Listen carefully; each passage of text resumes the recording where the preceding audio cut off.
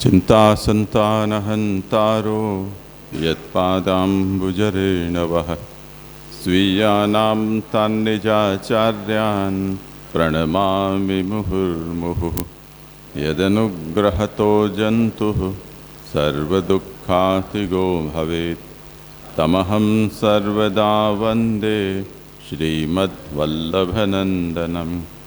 अज्ञानतिमिरान्धस्य ज्ञानाञ्जनशलाकया चक्षुरुन्मीलितं येन तस्मै श्रीगुरवे नमः। नमामि हृदये शेषे लीलाक्षीराब्धिशायिनं लक्ष्मीसहस्रलीलाभिः सेव्यमानं कलानिधिं। चतुर्भिश्च त्रिभिस्तथा षड्भिर्विराजते योऽसौ पंचधा हृदये मम।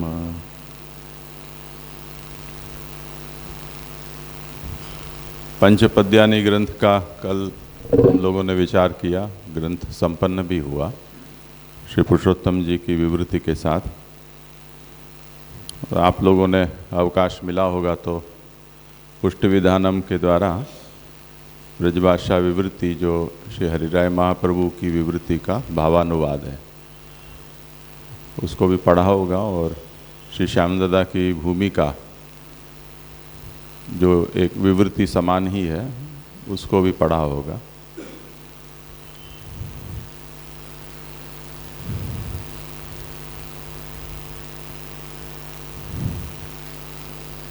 पुष्टि सिद्धांत चर्चा सभा जब हुई थी उस समय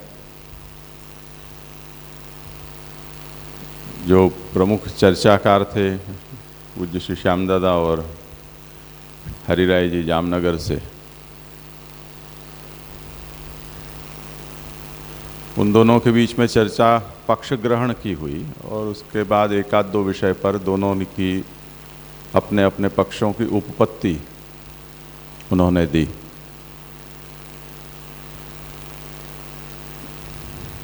तो जिस श्री श्यामदादा का सिद्धांत के विषय में मत वो तो जग जाहिर है, कोई नई बात नहीं है। पर जो कुतूहल था सब लोगों को वो श्री हरिराय जी के विचारों के को लेकर था कि वो अपनी झोली में से क्या निकालते हैं।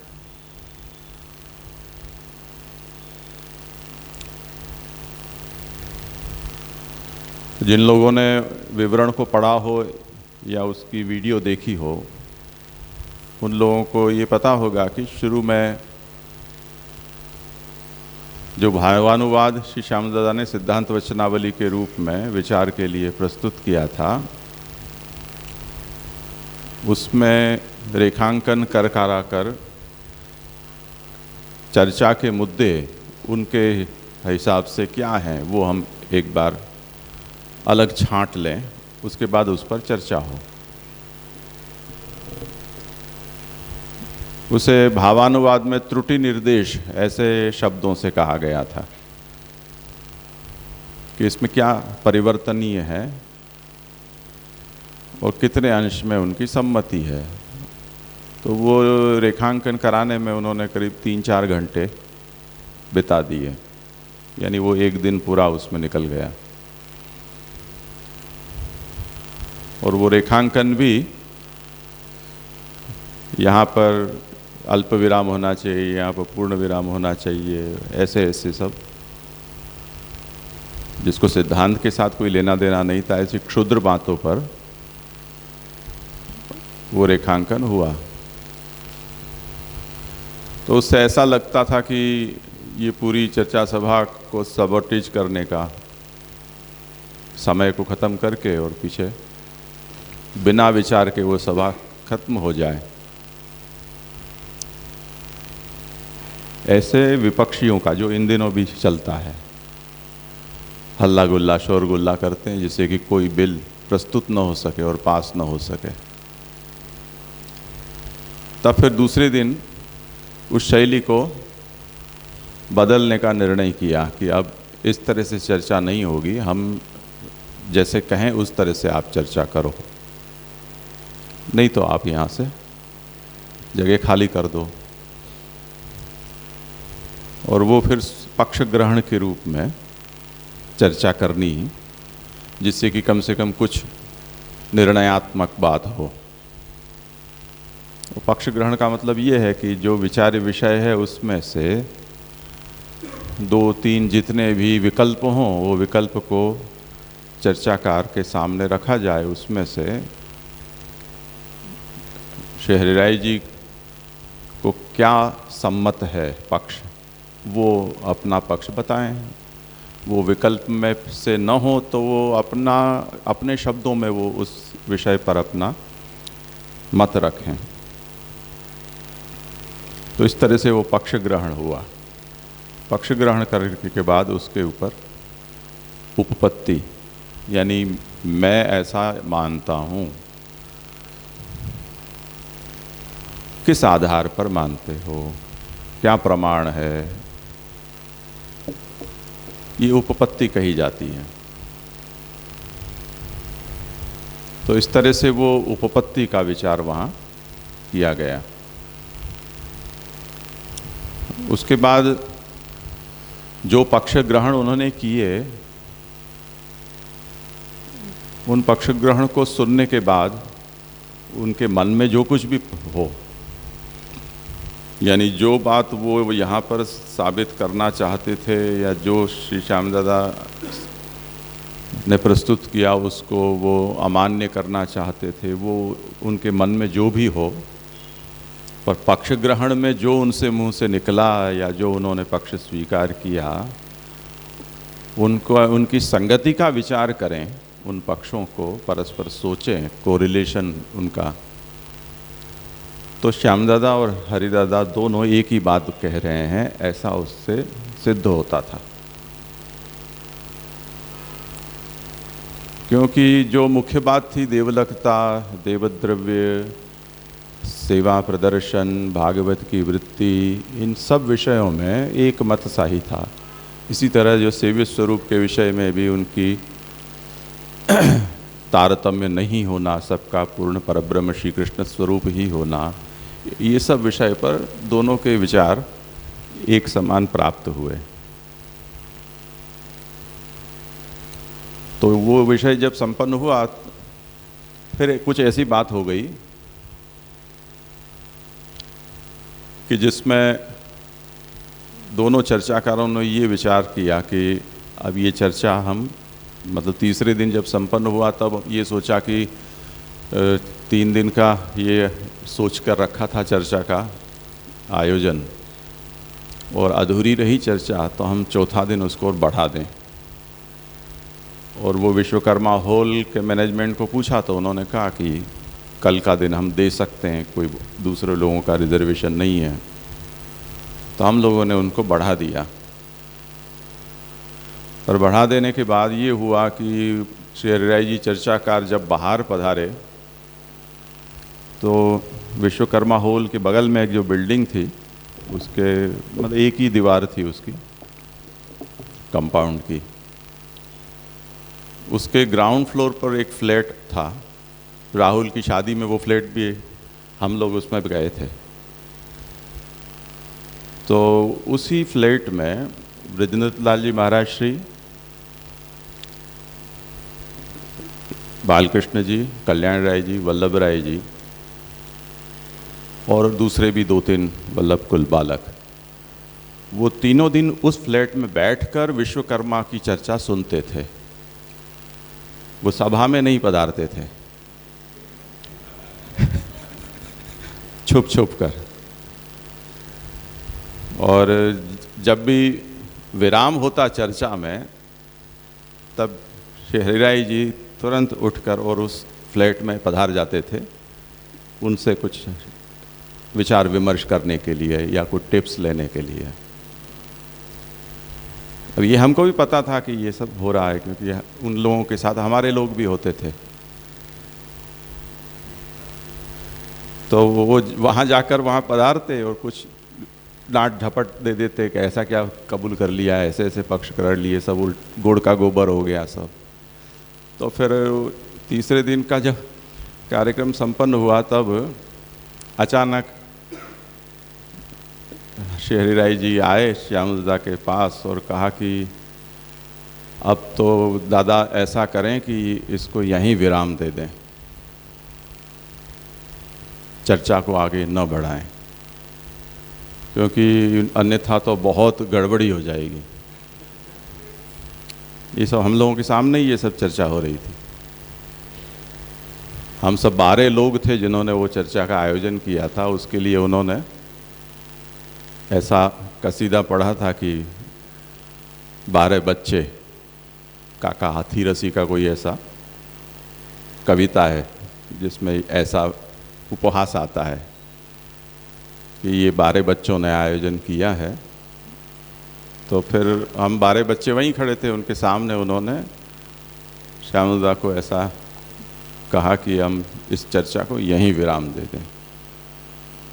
पता नहीं बगल के फ्लैट में उनको कैसी डपट पड़ी थी। तो श्याम दादा ने कहा कि अब जब सामने वाला ही तैयार नहीं है तो अकेले से बात कैसे होगी। अब हमने तो वो घोषणा कर दी थी कि चौथे दिन ये चर्चा सभा जारी रहेगी, तो अब करें क्या, the show must go on, ऐसा तो करना ही नहीं। तो पब्लिक आके बैठेगी और वो पूछेगी कि क्या हुआ कल का, आज था चर्चा उसका। अब कोर्ट तो है नहीं कि तारीख दे दें। तब फिर सब लोगों ने मिलकर ये विचार किया कि भद्रम भद्रम कर देना। बहुत अच्छा किया, बहुत अच्छा किया। ऐसा 10-10 मिनट सब लोग आकर बोल जाएं और समय हम 3 घंटे का था वो ख़त्म कर दें। और लोगों को है कि चौथा दिन भी चला था कुछ। तो फिर चौथे दिन की चर्चा इस तरह से आगे जाकर वो सभा संपन्न हुई, जिसमें सब लोगों ने सब बहुत अच्छा ऐसा सब किया।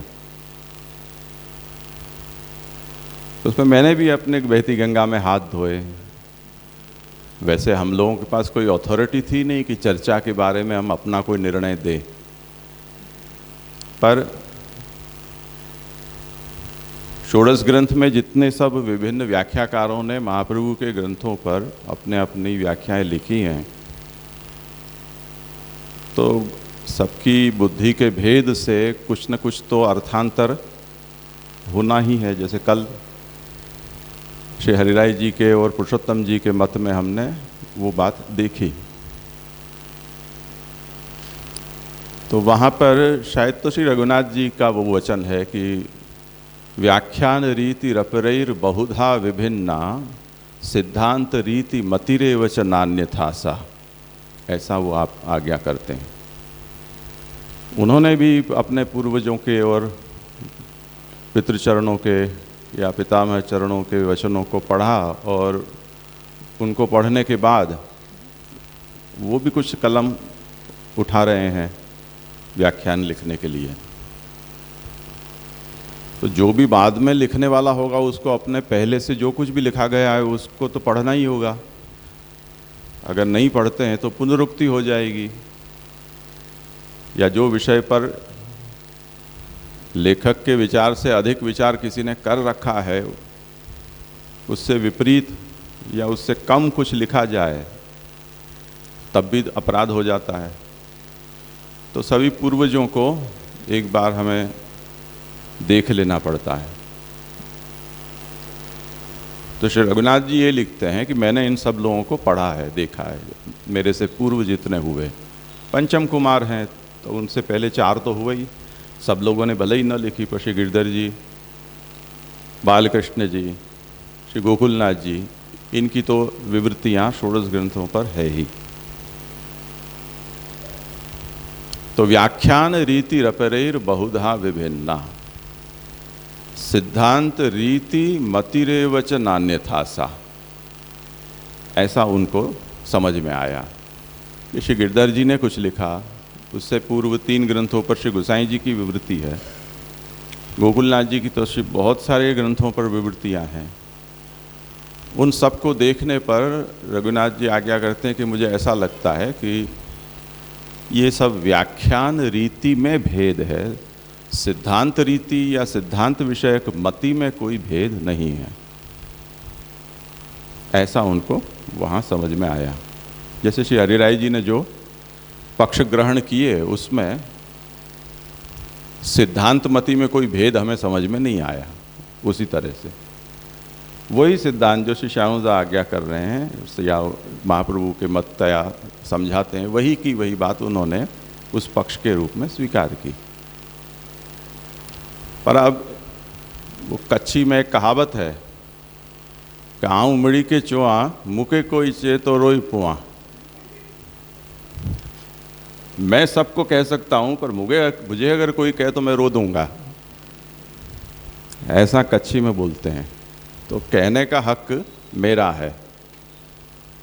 वो एक सास बहू का जोक भी है कि पड़ोसन के पास दही नहीं था, वो मांगने के लिए आई तो बहू सास थी नहीं और बहू ने मना किया कि दही नहीं है हमारे पास।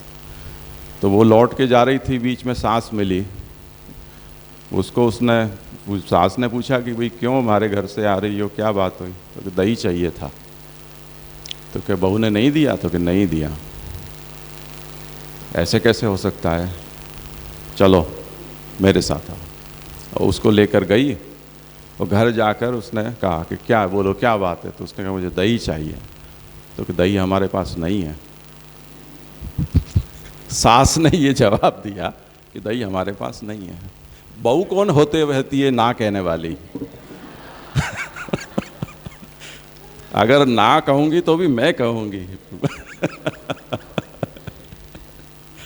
इस तरह से श्री हरिराय जी भी जामनगर में घोड़े पे सवार होकर आए जरूर। श्री श्यामदास कहेंगे कि ये बस सिद्धांत है? नहीं, ऐसे थोड़ी हो सकता है।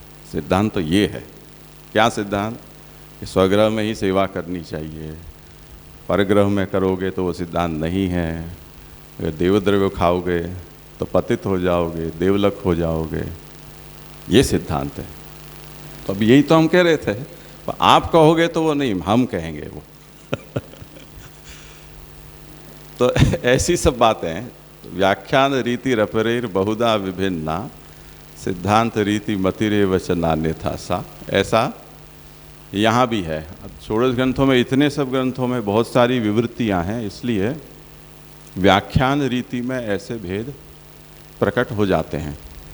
पर जो सिद्धांत मति है या सिद्धांत की रीति है उसमें इतना भेद नहीं है।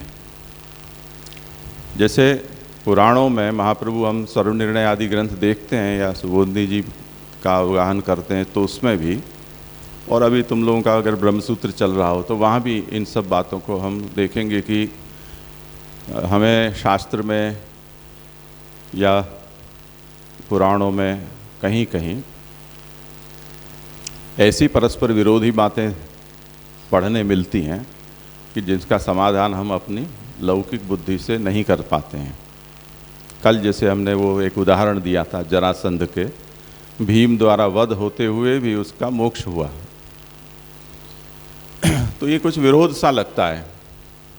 अब विरोध और विरोधाभास, हम ऐसा बोलते हैं विरोध का आभास, तो वो सही शब्द है, विरोध नहीं है, विरोध का आभास है। यानी हम उसको विरोध मान बैठे हैं, वस्तुतः वो विरोध न होकर विरोध जैसा हमें लग रहा है। तो अविरोध कैसे सिद्ध करना, उसके लिए जैसे व्यास जी ने अविरोधाध्याय पूरा लिखा है ब्रह्मसूत्र में, इसी तरह अविरोध सिद्ध करने के बहुत सारे युक्ति, उसके प्रकार शास्त्र में वर्णित हैं। जैसे अधिकारी भेद एक हुआ, हमें छींक आई और हम दवाई लेकर आए, डॉक्टर का पर्चा हमने पढ़ा, उसमें जो दवाई दूसरे को छींक आई, उसने कहा लाओ तुम्हारा पर्चा, मैं भी दवाई लेकर आता हूँ, वो भी लेकर आया, एक की मिटी एक की नहीं मिटी, अविरोध हो गया। अब इसका समाधान कैसे करें? वो लेकर गया डॉक्टर के पास, इसकी छींक आई और इसी पर्चे से मिट गई और मेरी क्यों नहीं मिटी? अब डॉक्टर उसका समाधान करेगा, अधिकारी भेद है। तो कई कारणों से छींक आती है, उसमें से तुम्हारा एलर्जी है या वायरल इन्फेक्शन है या इम्यूनिटी लो हुई है, कौन से कारण से हुई है वो तो हमें सोचने दो, उसका निर्णय तुम कर लोगे तो हमारी इतने साल की पढ़ाई पानी में गई या छींक में गई। तो ऐसा कैसे होगा? तो एक अधिकारी भेद से उसका समाधान हो जाता है।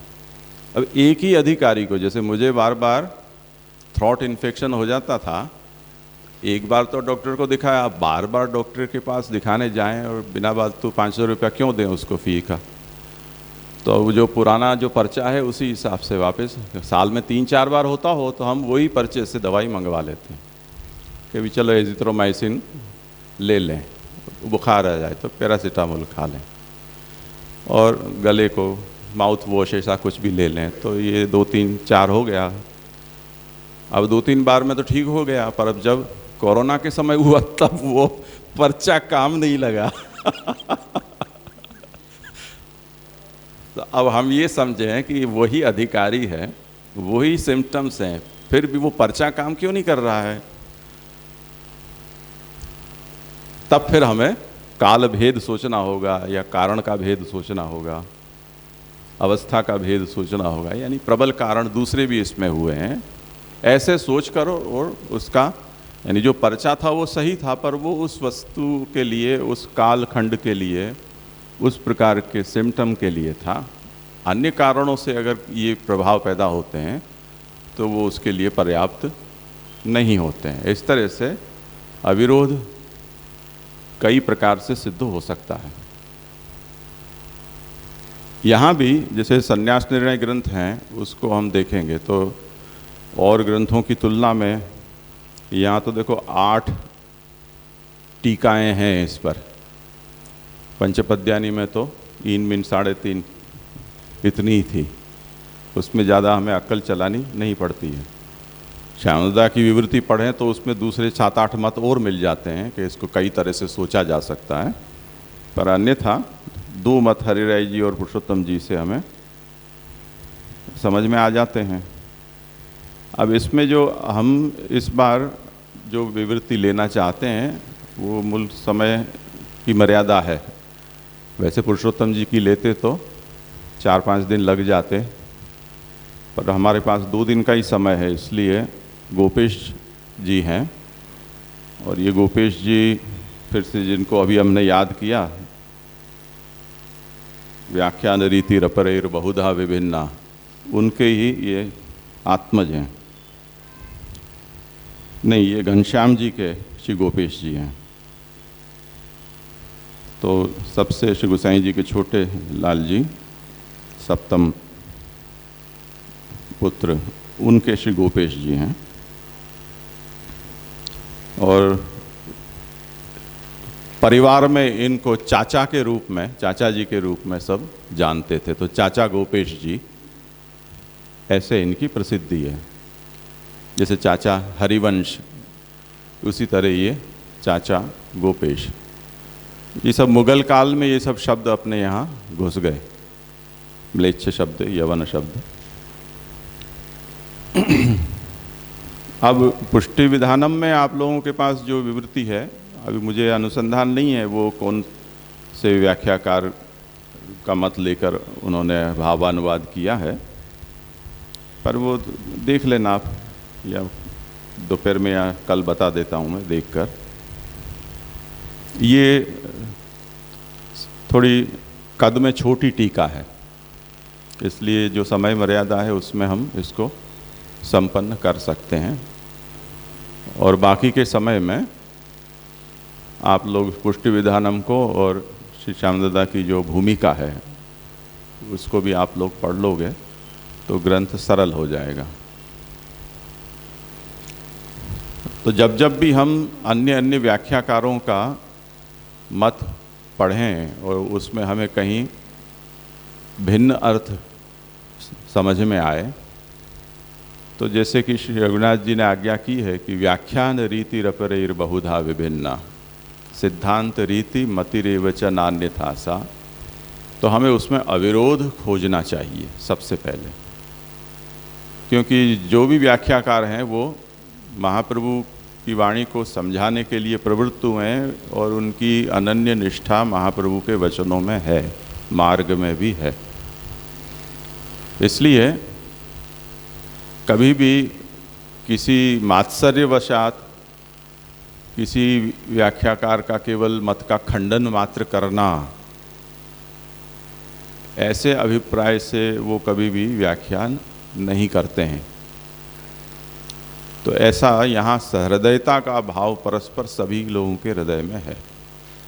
जिन लोगों ने में कुछ व्याख्या लिखी है, अब ये प्रश्न होगा कि तब फिर मानो किसी गिरधर जी की व्याख्या किसी ग्रंथ पर उपलब्ध है, जो गिरधर जी श्री गोसाई जी के साक्षात पुत्र हैं और ज्येष्ठ हैं सबसे, तब फिर क्या आवश्यकता है कि बालकृष्ण जी उसी ग्रंथ पर व्याख्या लिखें या श्री गोकुलनाथ जी उस पर व्याख्या लिखें।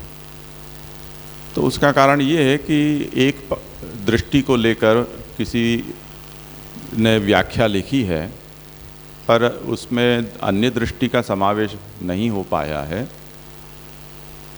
या अन्य अधिकारी का वहाँ पर समाधान नहीं हो पा रहा है, तब आवश्यक बन जाता है कि उसी को हम दूसरी दृष्टि से समझाएं।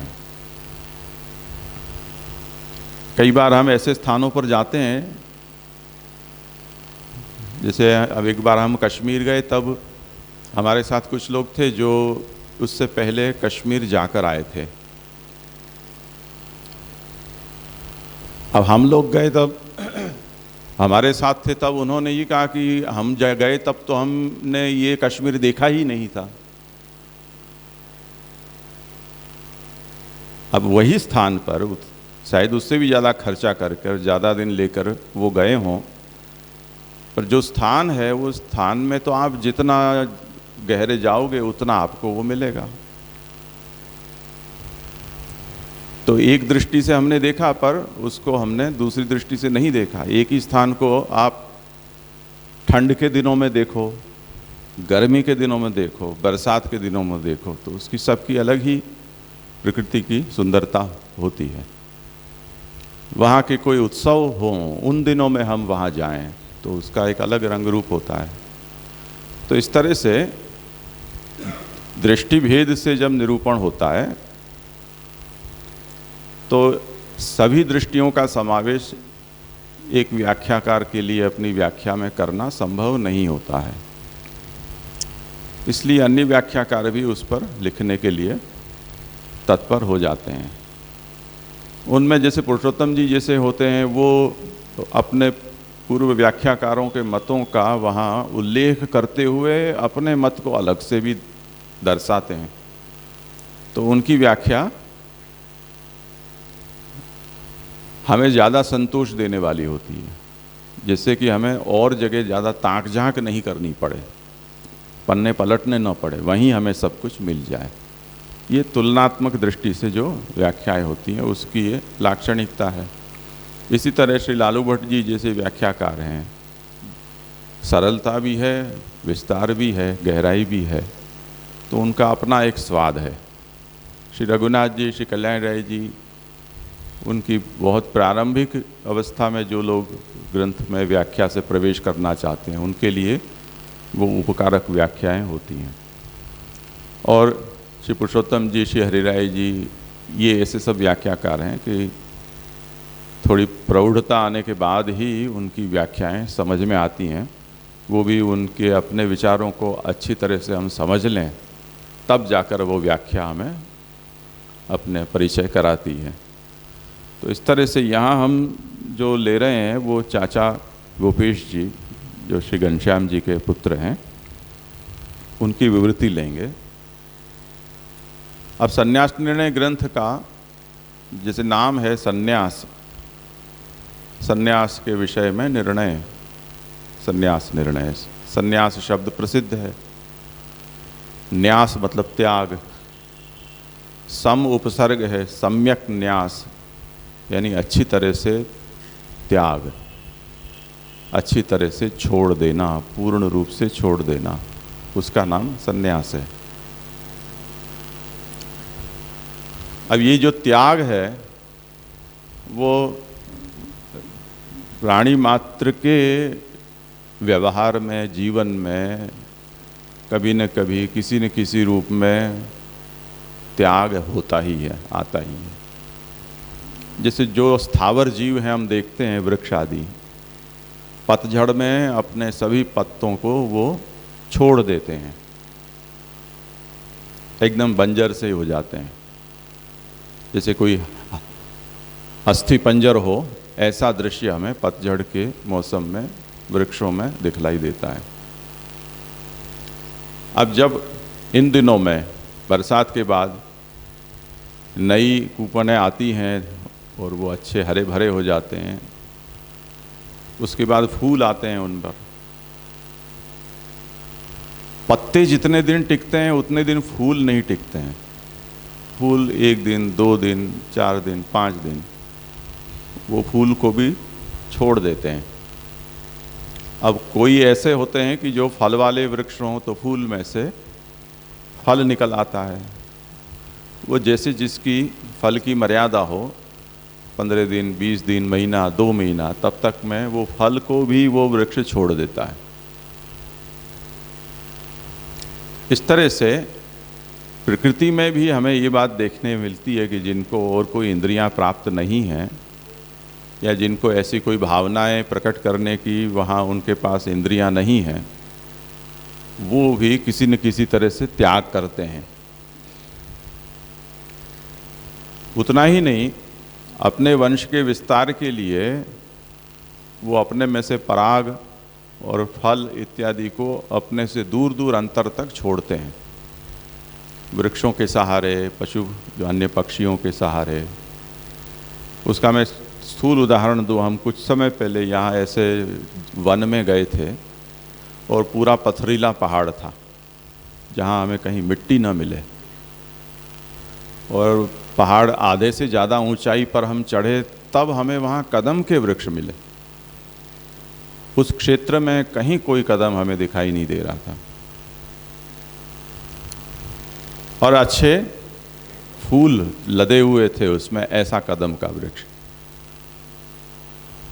इसी तरह ये पोलो फॉरेस्ट में गए तो वहाँ जंगल में घूमते हुए जब वापस आ रहे थे तो पारिजात का पूरा जंगल वहाँ देखा। अब मैंने जो हमारे साथ था उसको पूछा कि ये वन विभाग यहाँ प्लांटेशन करता है क्या? तो यहाँ कोई प्लांटेशन नहीं, प्राकृतिक है ये सब। अब इतना जंगल मैंने अपने जीवन में कभी इतने पारिजात के वृक्ष नहीं देखे। अभी मौसम नहीं थी इसलिए फूल उसमें नहीं थे, पर अगर हम जैसे अभी सांझी के दिनों में आते हैं फूल, और वहाँ हम चक्कर लगाएं तो पागल हो जाएं देखकर। वहीं जो नदी बह रही थी उसी किनारे पर जामुन के वृक्षों के जंगल थे, और वो जो झरना बह रहा था उसमें टोकरियाँ भर सकें उतने जामुन। मैंने तो मजाक में कह दिया कि अगर इसका पानी पी लो तो डायबिटीज़ मिट जाएगी आदमी को। एक बार सच्चा झूठा कुछ भी लिख दो तो लोग आ जाएंगे, जैसे झमझम का पानी पीने जाते हैं ऐसे शुगर वाले सब पोलो फॉरेस्ट के झरने का पानी शुगर मिटाने के लिए पीने दौड़ेंगे। तो ये सब त्याग का स्वरूप हमें वहाँ दिखता है। उससे जितने जो बड़े होते हैं प्राणी, उनमें हम देखें जिनको इंद्रियां प्राप्त हैं, जैसे पक्षी हैं। तो अभी कल या परसों सुबोधनी जी में जो प्रसंग आया था जिसमें जरासंध के पास युद्ध की भिक्षा मांगी भगवान ने, तब मस्का लगाते हुए भगवान ने कहा था कि आप तो कैसे हो कि जो पात्र अपात्र क्या मांगा गया है क्या नहीं मांगा गया है उसका विचार किए बिना दान करने वाले हो, और आप हमारा प्राण के दान का मांगने के बाद भी आप यूँ मना नहीं करोगे कि दान करने वाले तो अपने प्राणों का भी दान कर देते हैं। जैसे कबूतर ने अपनी जो कबूतरी थी जिसको शिकारी ने फंसा लिया था, उसको बचाने के लिए अपने भी प्राणों का दान कर दिया था। तो पक्षियों में भी ऐसा है कि वो अपने आत्मजों की रक्षा के लिए अपना प्राणदान करते हैं। सुभाषित में ऐसा प्रसिद्ध है, त्यजेदेकम कुलस्यार्थे ग्रामस्यार्थे कुलम त्यजेत कुलम जनपदस्यार्थे आत्मार्थे पृथ्वीम त्यजेत। यदि एक व्यक्ति के बलिदान से कुल की रक्षा हो जाती हो तो व्यक्ति को अपना बलिदान दे देना चाहिए। जैसे अज्ञातवास में कुंती जी ने भीम को कह दिया था कि बकासुर के पास तुम उसकी बलि बनकर चले जाओ, जिससे कि हम जिस परिवार के आश्रित रहे हैं उस परिवार का बच्चा उस राक्षस का आहार बनने से बच जाए। तो त्यजेदेकम कुलस्यार्थे। अब उसी गांव के लोगों ने बकासुर के आतंक से त्रस्त होकर ये संकल्प किया था कि बकासुर अपनी इच्छा से किसी को, कितने भी लोगों को पकड़ जाए, उसके बदले उसके साथ हम संधि कर लें कि हम तय कर देंगे एक व्यक्ति तुम्हारे पास तुम्हारा आप भोजन बन के आ जाएगा गांव से। तो उन्होंने, एक परिवार ने ये जिम्मेवारी ली थी जिससे कि पूरा गांव उस आतंक से बच जाए। तो त्यजेद एकम कुलस्यार्थे ग्रामस्यार्थे कुलम त्यजेद। अगर गांव की रक्षा होती हो तो एक कुल को अपना बलिदान देने के लिए तत्पर रहना चाहिए। जनपद यानी तहसील, पूरे जनपद पर कोई आपत्ति आती हो तो एक आध गांव को भी बलि चढ़ाया जा सकता है। अब ये सब इन दिनों में हमें ये सब इसलिए पता नहीं चलता है कि आजकल लड़ाइयाँ कम होती हैं, पर छोटे मोटे मोहल्ले में जैसे अहमदाबाद में कालूपुर, जमालपुर, ये सब विस्तार में जहाँ लोग ये खेल अभी भी खेलते हैं, वहाँ के लोगों को पता होगा कि एक आध मकान को या गली मोहल्ले को एक बफर जोन के रूप में उपयोग करते हैं वहाँ, जिसमें आधे हिंदू आधे मुसलमान ऐसे मिश्र लोग रहते होते हों। तो जब कभी कोई ऐसा कम्युनल राइट हो उस समय उस बफर जोन का उपयोग दोनों पक्ष के लोग करते हैं।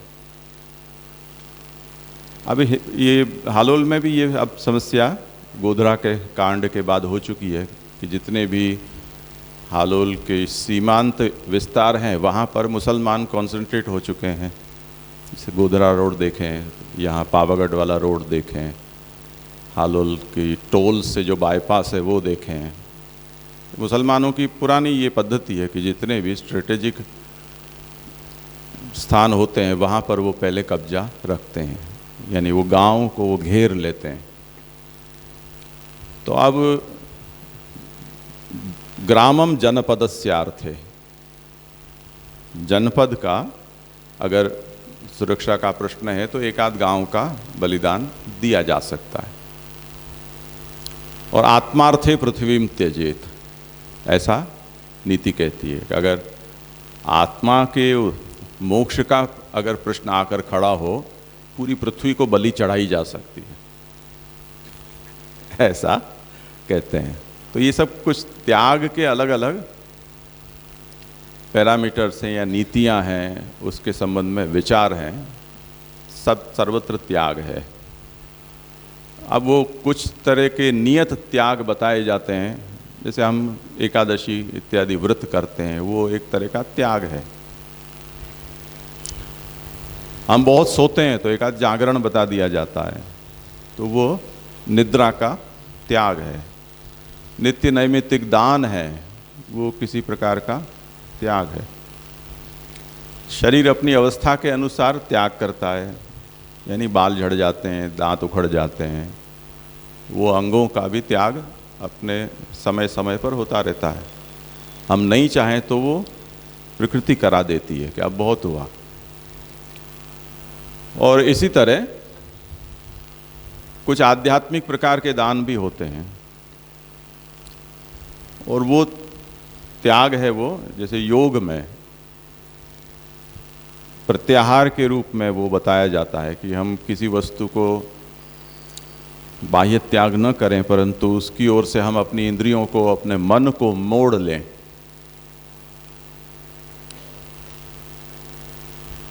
वो भी एक तरह का त्याग है, जिसको महाप्रभु बाल बोध में आंतर त्याग कहते हैं। और इसी तरह सांख्य या सन्यास ज्ञान मार्ग में भी एक त्याग है कि जिसमें पूर्ण त्याग, वस्तु का भी त्याग, जिसको सन्यास कहा गया है, चतुर्थाश्रम।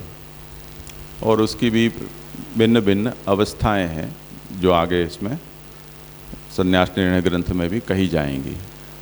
तो कहने का मतलब ये है कि जो त्याग है, हम सन्यास निर्णय ग्रंथ की उपेक्षा क्यों करते हैं? क्योंकि हमें कभी इस विषय को इस तरह से सोचा ही नहीं है। महाप्रभु कोई ऐसी असामान्य बात हमको नहीं कहना चाहते हैं कि जो हमारे व्यवहार में या हमारे जीवन में या किसी के भी जीवन में न हो। अब जैसे इस समय हिमाचल में, उत्तराखंड में एक तरह से प्रलय जैसी स्थिति बन रही है। हम लोगों ने जो पहाड़ जिस कार्य के लिए बने नहीं हैं, उस तरह से उसका उपयोग शुरू किया। उतने वहाँ पर ओवर कंस्ट्रक्शन, इतने ब्लास्ट करके और सुरंग बनाना, इतने बड़े बड़े वहाँ पर पावर प्रोजेक्ट के लिए डैम बनाना, और न जाने वहाँ जो बायोडाइवर्सिटी थी जिसके कारण मिट्टी पकड़ रहती थी, उसके स्थान पर ये जो इमारती लकड़ियों के लिए ऐसे पेड़ लगा देना, जिसके कारण मिट्टी की पकड़ छूट गई। तो ये सब मनुष्य के द्वारा किया गया कुछ उत्पात है। अब हमने उसको तो अपने लिए एक्सप्लॉइट करने के लिए ये सब किया। अब प्रकृति है वो उसके बोझ से अब त्रस्त है, अब वो हमें निकाल रही है वहाँ से। ये त्याग है उसका एक तरह से। जो भी उसके ऊपर बोझ बना है उसको वो तहस नहस कर रही है। हमने तो 2500 या 50 साल का समय लेकर और उतना सब अतिक्रमण वहाँ किया, प्रकृति ने कुछ घंटों में ही उसको साफ कर दिया। तो ये जितने भी भूचाल हैं, बाढ़ आना है, चक्रवात आना है, जो बहुत ऐसे उत्पात हैं प्रकृति के, वो मानव सर्जित हैं या प्रकृति के अपने स्वभाव से हैं, उसको समझना थोड़ा कठिन है। पर बहुत कुछ मानव सर्जित है ऐसा कहा जाता है। तो वो भी कुछ त्याग करती है, अपने रूप कलेवर को बदलती है। हम अपने शरीर में, जैसे सांप जब अपनी केंचुली निकालता है, वो तो बहुत साफ दिखलाई देता है कि अपनी एक चमड़ी, एक खाल उसने पूरी की पूरी निकाल दी, दूसरी ली। मोर अपने पंखों को झड़ देता है, नए आते हैं, हमें दिखलाई देता है। पर हमारे यहाँ जैसे षड भाव विकार बताए गए हैं, उसमें अपक्षीयते, ये जो पक्ष है, 5वां भाव विकार अपक्षय, वो तो काल के द्वारा और हमारे प्रकृति के द्वारा प्रतिक्षण हो रहा है। जिसे हमारे सेल्स हैं, शरीर के कोश, वो प्रतिक्षण नष्ट हो रहे हैं, वो हमको छोड़ रहे हैं, कुछ नया हम सर्जन भी कर रहे हैं उसके साथ साथ। तो इस तरह से वो त्याग सभी जगह है। कहीं वो एक व्यवस्था के भाग के रूप में होता है, कहीं संकल्पजन्य होता है, कहीं